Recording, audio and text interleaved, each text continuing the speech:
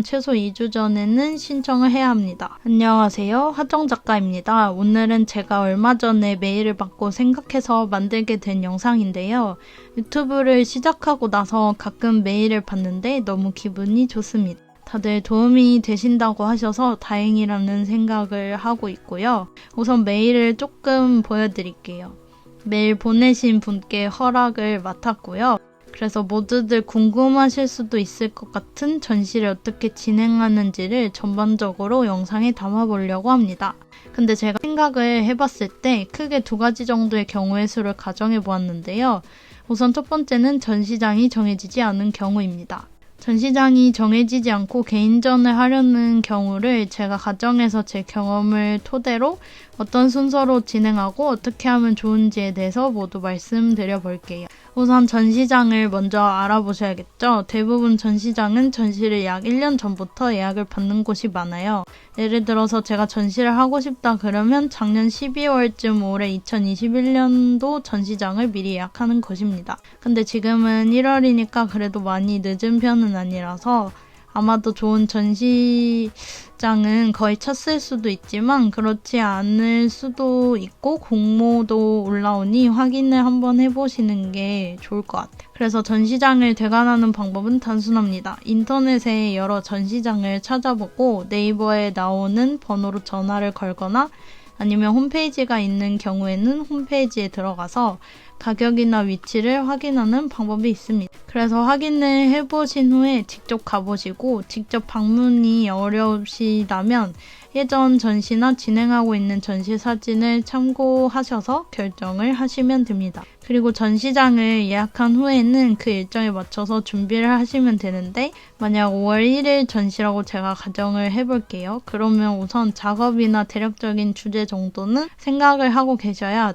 전시 준비를 하는데 편하겠죠? 다음으로는 대부분 전시작품 리스트나 전시작품 홍보물을 제작을 하게 되는데요.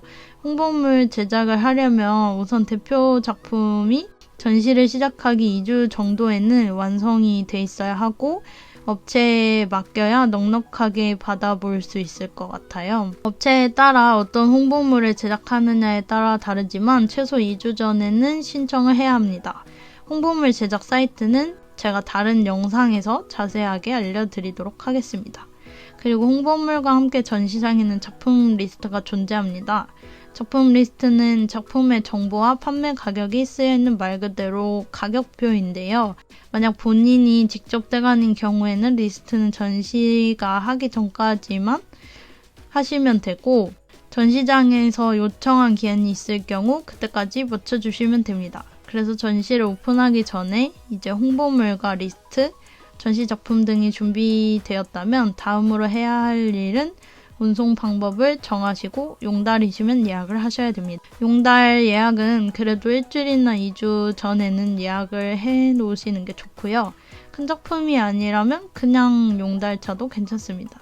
다만 큰 작품의 경우 아무래도 뚜껑 있는 차들이 안전하다고 생각을 해요. 그래서 예약을 하시면 다음으로는 체력이 필요합니다. 전시 전날 DP를 해야 되기 때문이죠. 전시 DP도 본인이 생각하고 원하는 방향으로 DP를 하시면 됩니다. 정답은 딱히 없어서 하고 싶은 대로 하시면 돼요. 그리고 전시가 진행되는 동안 개인전이라면 불가피한 상황이 아니시라면 전시장을 지키고 있는 게 좋을 것 같아요. 왜냐하면 관람객들의 반응도 볼 수 있고 설명을 해드리면서 점점 자신도 확고해지시기도 하고 좋은 에너지를 얻을 수도 있기 때문인데요. 그리고 사람은 정말 어떻게 될지 몰라서 좋은 분을 만나서 좋은 기회를 만나게 될 수도 있기 때문에 개인전 하실 때는 자리를 지키시는 것이 좋습니다. 근데 만약 개인전을 했는데 저는 아무도 안 와요 라고 하신다면 제가 저번 영상에서 말씀드렸다시피 인스타그램 라이브나 유튜브가 있으시다면 유튜브 영상을 업로드하는 것도 좋은 방법입니다. 왜냐하면 이 시국에 사람을 초대하기도 그러니까 그냥 영상으로나마 소통을 하려고 하신다면 나중에 다 좋은 경험이 될 거라고 생각해요. 그리고 이제 전시가 끝나면 전시장을 원래 상태로 돌려놓습니다. 그리고 작품을 포장하고 집으로 가시면 됩니다.